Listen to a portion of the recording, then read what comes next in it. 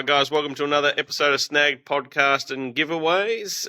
Here we go again. It's wet, it's windy, and it's not a lot of fun at the moment. Yourself, big man, you been doing any fishing?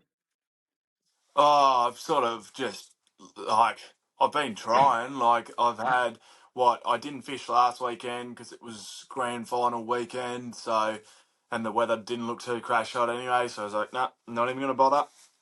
The weekend before, I had the Lonnie Angling Club went to Lake League, so I went up there, and then the weekend before, I'm pretty sure I was moving house, so didn't bother any of that time. So no, the only time I went in recent weeks was at Lake League, and it was that windy so the wind was obviously coming from one direction, but you'd have gusts come from another direction. So you'd be trying to stand there and cast your lure, and then your boat would be doing donuts, and you'd be on the electric trying to turn it the other way, and it was just a complete nightmare. Fun times. I thought I'd have a bit of a break for a couple of weeks, let this weather sort of die down. Next week is the Charles Woodley Memorial Comp that they hold every year at Tulla, so Lake Macintosh and Lake Rosebery. So that's going to be the next time I'm going to jump out of the water and have a bit of a crack, which I'm looking forward to that. Look, I mean, it doesn't matter what the weather's like. The West Coast is always good. Touch wood. And Absolutely, yeah. After that, I'll be actually looking forward to. So I moved closer, right on Frederick Henry Bay. So a bit out of Hobart, and there's been that many days where I woke up on the weekend, looked outside, it's windy as hell, but then you wake up to go to work and it's dead flat. So it's a bit annoying, yeah. So looking forward to hopefully start to get some decent weather on here and put out a couple of trips. Hopefully, I think now that it's starting to get a little bit more daylight next weekend, I might try and hopefully source myself a knock off on time and maybe shoot out and try and get some squid and stuff like that, because the season doesn't close till the 15th of October down here, if I'm correct. Yeah, I think 14th, 15th, something like that, yep. Yeah, 14th, 15th of October, I'm pretty sure. So, yeah, I've still got a bit of time to try and get out and stock the freezer full of some squid. So, get out there and do that. Absolutely, yeah, for sure. Start to keep a bit of a squid head collection for when some snapper rock up. Absolutely, yeah, that shouldn't be too far off. Well, I think it's this time of the year, isn't it? You know, like weather's always a bit rubbish just before grand final weekend, and it's always a little bit windy just after it. So, and then you get the show weekend out of the way, and off we go again. It's almost Christmas, and weather starts getting a bit better. So, fingers crossed, it's not too far off. Yes. All right, what do we got report-wise? Nothing too much in the north because old Hooch is not available tonight. But in the south, we've still got squid fishing well around the Margate area. That's definitely the standout spot. I've seen some big calamari coming around that sort of area, so well worth getting out there before the squid closure season kicks in.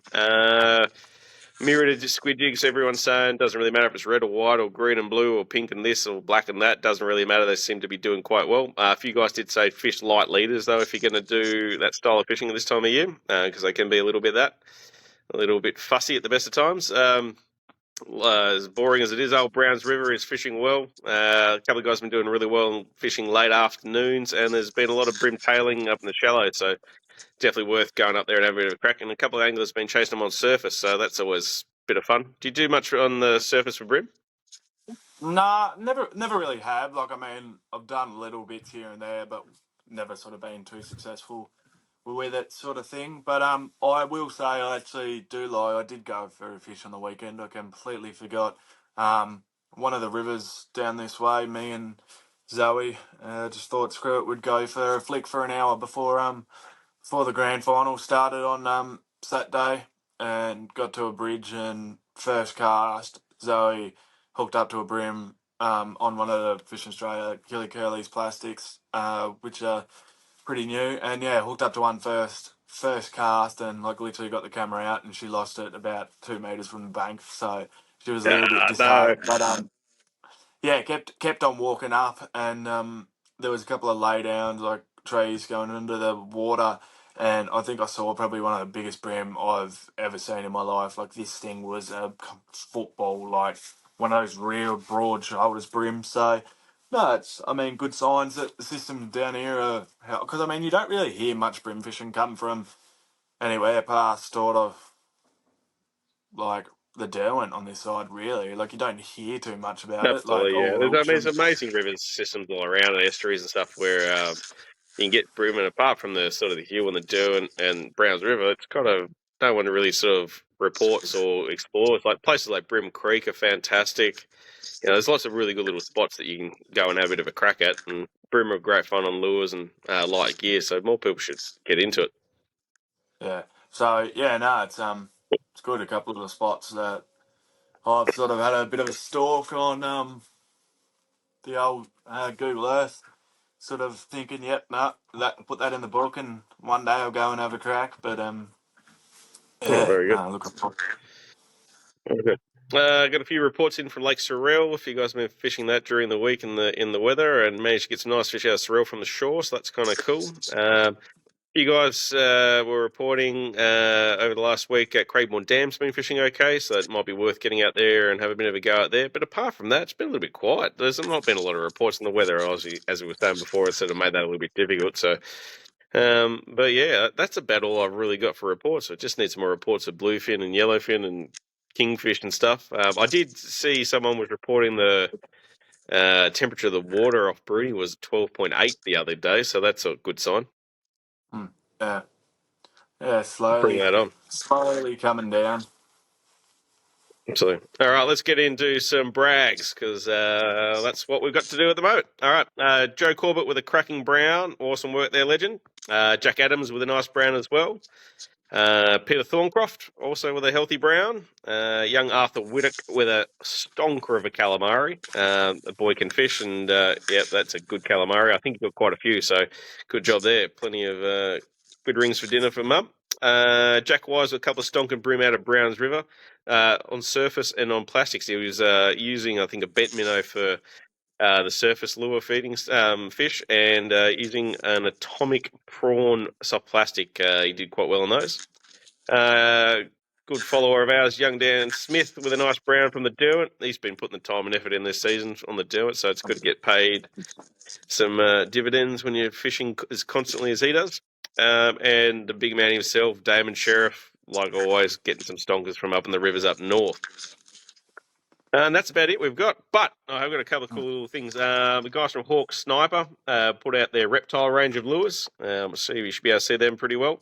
It's kind of cool, you know. They're a well-priced lure around that sort of $12.95, $13.95 mark, depending where you buy them. But they've got some cool colours. Kind of like, I think they're dipped. But, you know, obviously when you see on like TikTok and YouTube and stuff where they're doing the water flow dip sort of style things where they do all sorts of bits and pieces. This is done on lures and they actually look kind of cool. Yeah, It's a bit yeah. different. It's not something you see a lot of the time, but yeah, you're probably not going to see it on the screen quite as well. But they are kind of cool. So love it when a local company comes up with some cool stuff. So good on them for having that. And if you haven't got any, get on board and jump on them because they won't last long because I think they're sold out pretty well just across the state. So get on board and get onto them. One other thing I will mention, I have not really had a bit of a crack to have too much of an idea on how it actually works, but recently I have gone full nerd and I've actually put one of the forward-facing sonars onto the boat, and I haven't added enough to sit down and go, yep, no, this actually really works. But before I went up to Lake League, I went to Swan River, Little Yep. Swanport, sorry, and was just fishing some plastics in about 4 meters deep and just playing around with it, having a bit of a gaze at how it all works. And I'd cast about 15, 20 meters away and see something sink to the bottom, and I was like, oh, that's actually my plastic. And then you'd see it, like you'd hop, and then you'd see it hop off the bottom. And it was actually Yeah. interesting. Like there was a couple of times where I could hop it, and then I'd see something swim up behind it and swim down. And then I was thinking, like what could that be? Because I've got no idea whether that, oh yeah, that looks like a 30 centimeter brim, or that looks like a like a tiny fish sort of thing. Like I've got no context to go off it so far, and so I kept on hopping it back and like slowly winded it in just to see, and it was still following, and it followed it right up to the boat, and it was about 10 centimeter toadfish, There you and go. I could pick them Well, up. you know, when you I could pick invest 'em- when you invest money like that, you want to be rewarded with toadfish. So good job. Yeah, I know, but I mean, just on the pure size of a 10 centimeter fish that you can see it 20 meters away. I'm actually looking forward to getting some decent weather and getting able to just actually get it set up and properly have a couple of Absolutely. Well, I times remember to fit in. one of the last trips I was up in Darwin. One of my mates, Jamie, he was up there with his boat, and he got live target or whatever you call those things. And the tech's absolutely insane. I mean, we were fishing up one of these creeks, and water was completely coffee color, completely brown. Couldn't see 2 centimeters into this water, and he had this thing down there, and you could see all the barra sort of swimming around and doing what they do. And we managed to get a few fish casting at them. Next minute, I looked down on the screen and you could see a croc swimming underneath the boat straight through it, which you wouldn't even know was there. No, Yeah, so no. it's a cool thing.